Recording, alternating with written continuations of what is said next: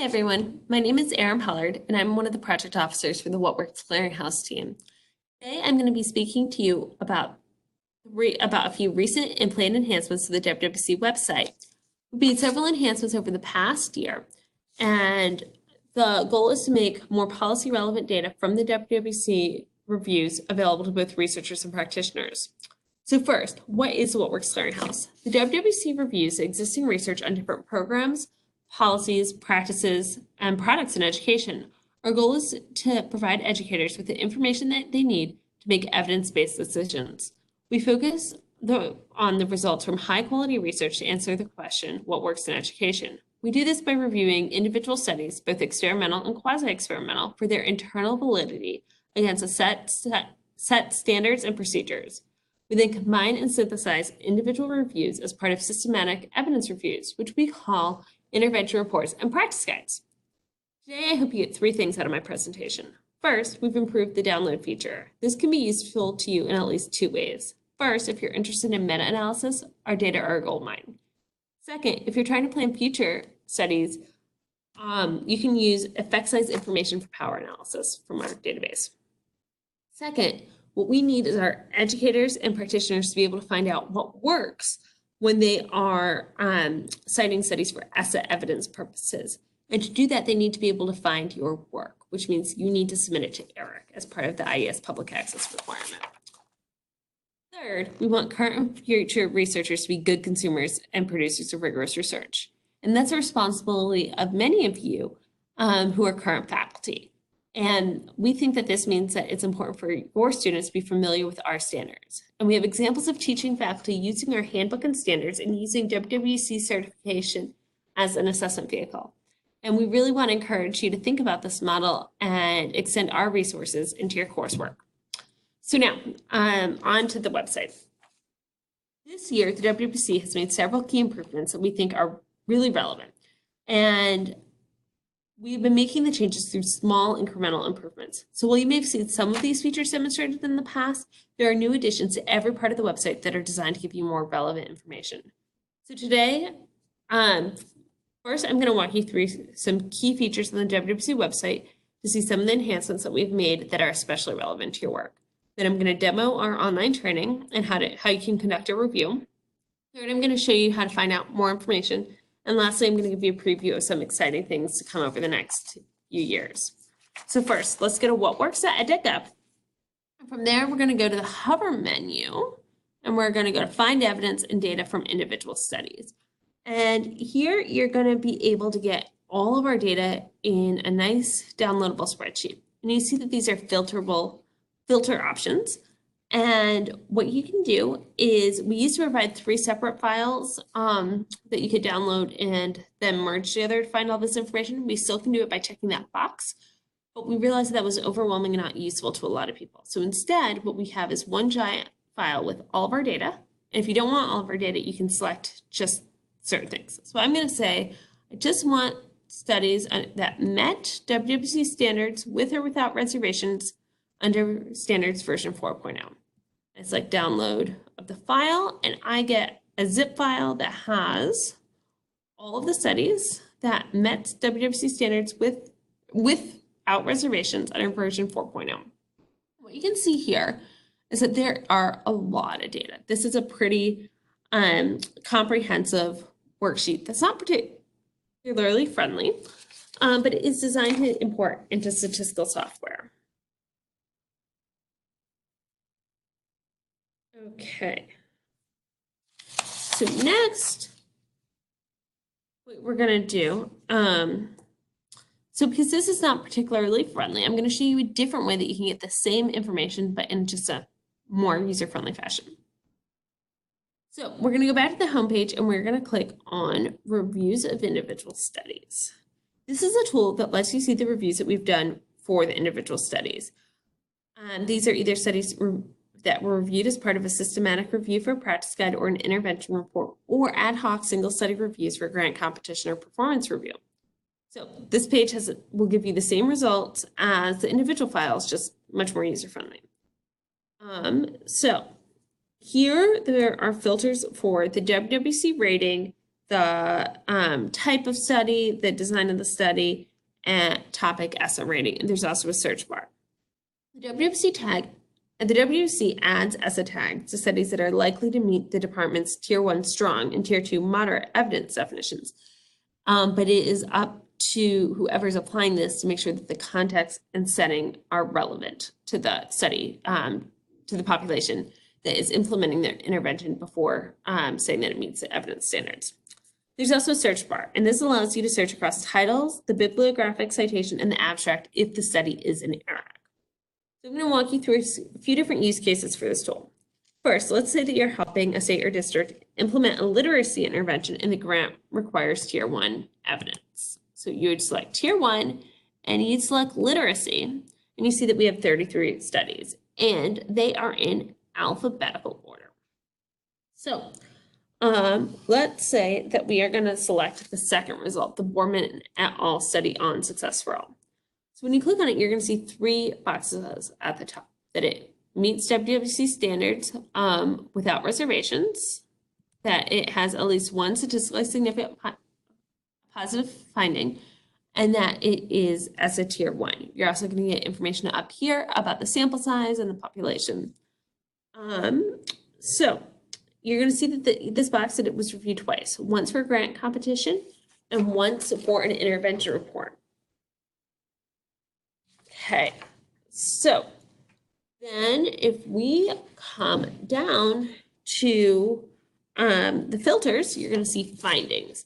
And here you're going to be able to see which specific findings were reviewed and whether these findings were significant and whether or not the findings met the ESSA evidence standards. So if under C alphabetics, one finding did, one outcome did not meet the ESSA evidence standards because it was not statistically significant. So then, if you're going to cite this study as being relevant evidence, you're going to need to know if the sample, or if the population and context is similar. You can get this under the sample characteristics. You can also get some more information under the study details. Here, okay. So this will allow you to see basic demographic data provided in the study and basic information. And so now we're going to go back and we are going to clear the selection and we're going to see how the search bar works.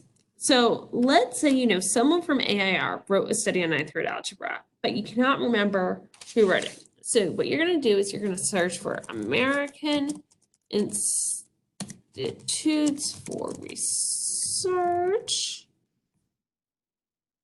And it's going to search. It is spelled wrong.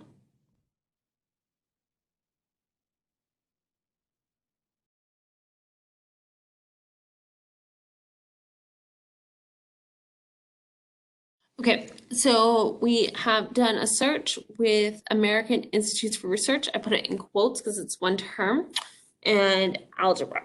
And you can see that there is nothing comes up. So why? You know the study was out and you're sure the WWC has reviewed it. Well, it's because the search engine here only searches the bibliographic citation and so if the publisher of the study was either IES or a journal, it's not going to show up here. So let's change AIR to IES. Spell IES correctly.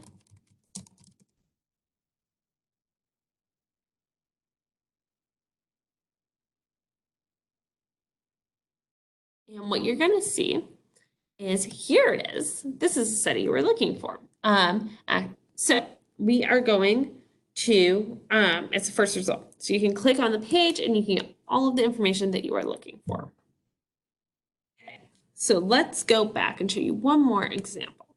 What we're going to do is we are going to clear selection. And let's say you're going to do a literature review on the evidence for universal pre-K. So you type in universal pre-K. And you may think this would be a good tool to use. And so you search for universal pre-K and 3 results come up. And what you're going to see is that universal pre-K is in the title for the first, and pre-K is in the second, but universal pre-K as a term is in the second. And then it's in the abstract for the third. Because this is for under the search, the results come back based off of relevance. So having abstract information really helps out improve the quality of the search. So it's really important for us that we get abstract information, but we can only get it if the study is in error. And so that is why it is really important to you that that is why under version 4.1, our preferred version to review in the Clearinghouse is a final peer-reviewed manuscript submitted to ERIC as part of the IES public access policy. And it is really important for you as PIs to be writing good, high-quality abstracts. So let's click on one of the options. Let's go through this. All right, so in the first option, you're going to see that this does not meet standards, but it was reviewed as part of Head Start, a universal pre-K, well, a pre-K program, it's not universal. So you click on the link and you can find more information. And you can see that this is one study of 40 that were reviewed for this intervention report. Now, the 40 studies are fully listed in the PDF. Right. Here. They're here. They're fully listed in the PDF. Let me show you this. They are here of the ones. All right. But you can also then go back to this and see that the review was done in 2015. It is. It's on here. It was done in 2015. You can see that right. I'll show you. It's July 2015. So that may not have the most current list of research. So what you can, the way that you get there is you can scroll down and you can see related studies to see all the studies reviewed for this intervention. And here you can see that there are 96 studies on Head Start.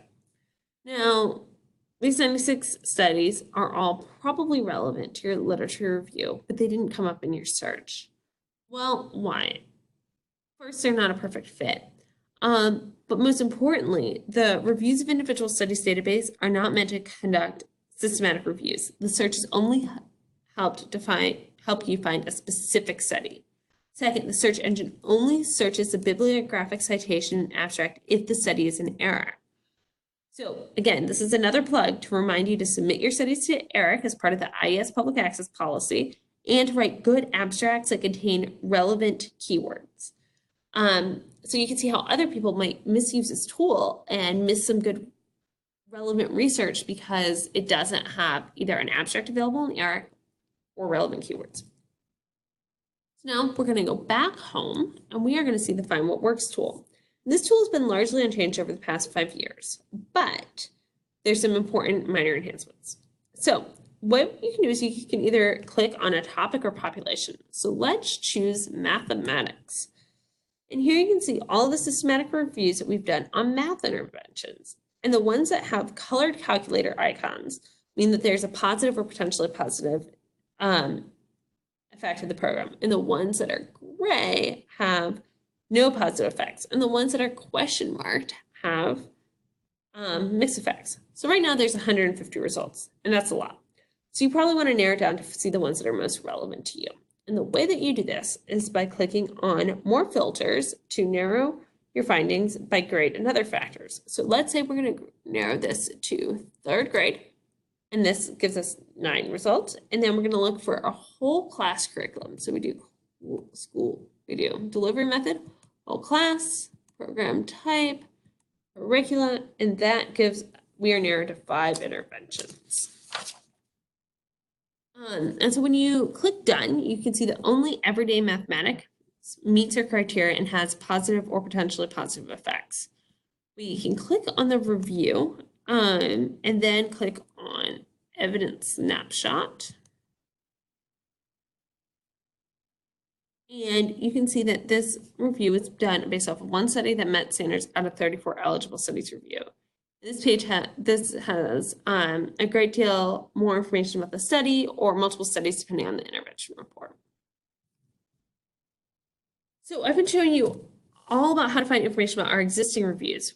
But let's say you want more information about our standards or how to conduct a review. So here you go to our hover and click on Handbook and other resources. Then go to WWC Group Design Standards Online Training. All of our group design training is available here. And while these videos were designed to prepare WWC certified reviewers, they're also really helpful overviews on the topics. And we've heard of professors that have embedded these videos in their course materials and have asked their students to complete WWC training in learning how to conduct good, high quality research and systematic reviews. And we think that's fantastic and are encouraging you to do that. So you can proceed through these modules to become certified under version 4.0 of the standards. So you'll watch all of these videos and then you can take a certification test at the end and follow some additional requirements to become a certified reviewer. Now, if you would like to become if you would like to use our tool to conduct a systematic review, what you can do is, or just a review of a single study, what you can do is you can go back to Handbooks and Other Resources and then do Study Review Guide. And you can scroll down and you can get the link tool. And then you can do Start a New Review. And here you can find an interactive, user-friendly tool that will walk you through all the steps you need to do to correctly identify a study rating. Now, it's important to note that both the training and the SRG tool are both available under version 4.0 standards right now. They will be updated this summer to be under version 4.1 once we have certified reviewers under the new standards and have updated protocols. Okay, so back to the homepage. So let's say my demo has been great, but you still have other questions. So I recommend you contacting our help desk. And what you can do is you can either use this form to send us an email. We also have some fairly extensive FAQs. We've completely revamped them and we have embedded videos and other tools to help you find the answers that you are looking for. So this is what we have done so far. What are we going to work? What's next? So next week, we're going to be releasing a new help feature that has all of our supporting materials in one place. Here, you're going to be able to find all of our webinars, videos, and infographics. They'll be sorted by topic, and we think will make it much easier for users.